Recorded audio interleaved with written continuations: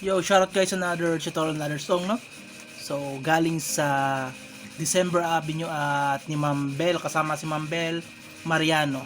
Ang title ay Wala Nang Iba. So, new song, trending song. Ituturo ko isa-isa, no? Lahat ng mga chords, intro, isa-isa natin. Then, siguro magtuturo rin ako ng simple string pattern. Panoorin nyo ng buo kasi isa-isahin natin intro hanggang last chorus. At ulit sa mga naghanap ulit ng manipis sa string, check lang sa chopping, so maganda pang practice nung ginagamit ko. Kasi manipis, maganda pang practice at mas maiging 2 sets yung bilhin para may back up kaya agad, no? Check lang chopping sa baba. So, chords tayo diretso. Intro, verses. Ito na rin ang chord sa verse 1, verse 2, verses. Pakita ko muna. So, first chord, F minor. So, first fret lang yan, F minor. The second chord guys ay isang medyo mahirap to para sa mga nagumpisa, no? Gaya ng D over F sharp, pero dito natin kukunin sa G minor na sa G na note, no? So, forma muna natin ng G over F sharp and then move tayo sa third fret. So, dito isa. Then, eto third string dito para sa middle. And then, ang isa dito second string sa fourth fret. Okay? So, isang pluck lang. Sorry. Isang pluck lang. Yan. Tatlo lang ha. Hindi kasama ang iba, tatlo lang. So, play natin ha. Down, pluck. And then G sharp. Isang strum lang. Okay? So, ulitin nyo lang, pause nyo lang dito. Then, third string dito. Then, second string dito sa fourth fret ay isa. Second string na third. Okay? Tatlong string lang. Ulitin nyo. Down, pluck. Isang pluck lang. And then, isang strum down. So, ang strum naman ay down lang guys. Down, pluck. Then down. Okay? Yan ang intro at verses. Kantahin natin na. Kahit di mo man sabihin. Gets? Na na na na na na na na. Nang iba down, pluck. Okay? Strum ay down lang. Timing lang. Repeat nyo lang. Ay, pause nyo lang chord, no? Down, pluck. Strum. And then, katapos ng intro at verse 1 ay chorus diretso. So, chorus tayo. So, katapos nun, chorus diretso, chorus. Kahit so, C sharp. And then, 4th fret yan ha. Then, move sa 6th fret para sa E flat. And then, F minor. So, 6th fret yan, 6th fret. Then, G sharp. So, C sharp, 4 times ata, 4 times. Kantayin lang natin ngayon. Then, E flat ulit. F minor. And then, sa 4th fret, G sharp. So, kantayin natin ang chorus. So,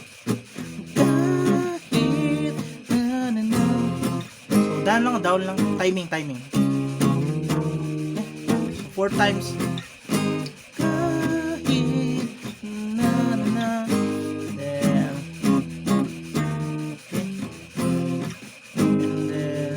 Balik ng yung F minor.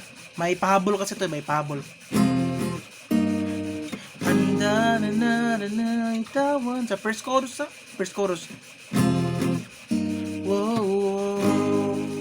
So, yan ang buong chorus 1 na ang chords ay nakalagay sa screen. Mag-iiba kasi sa chorus 2. Ang chorus 1 ay 4 times to. At may pahabol na 2 times lang. Whoa. And then, repeat lang verse. Yung chord ngayon na.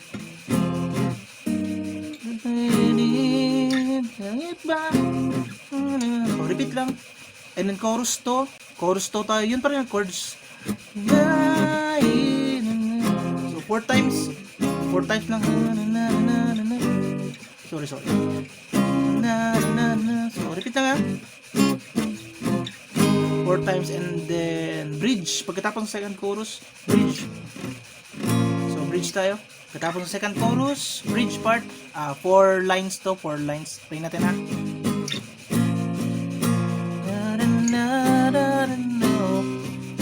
So, first line ay B flat minor, then C minor. So, first fret, then third fret, and then C sharp.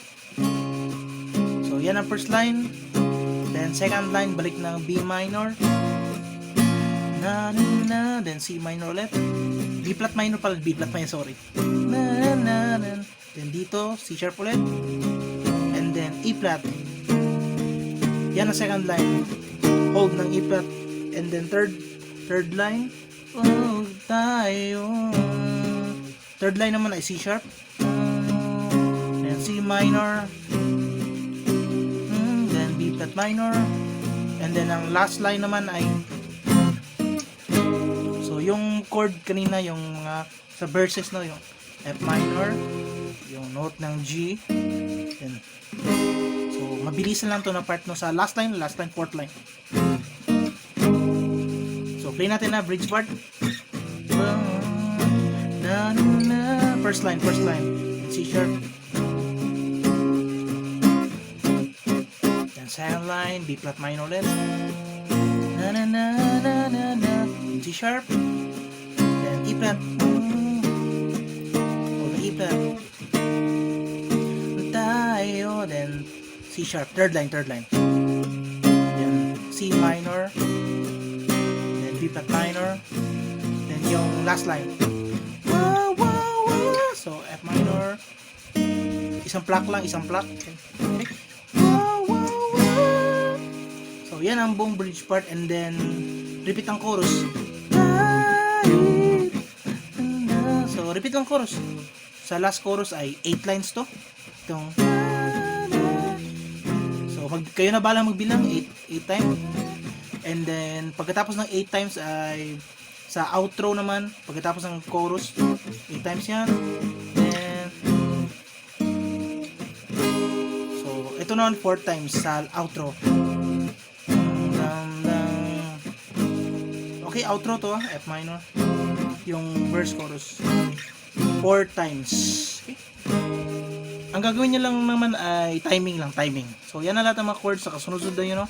Intro hanggang itong last part, last chorus at itong outro. Madali lang siguro sundan, no? Ang mahirap lang itong chord na to. Practice nyo lang. At syempre ang string natin, check na sharp sa baba. Maganda pag practice kasi manipis siya. Mas maiging tusas yung bilin para may backup agad nung dito man tutorial. Repeat nyo lang, lalo to yung chord na to. At nakasunod-sunod na yun, intro, verse, chorus at yung last part, pati ng bridge.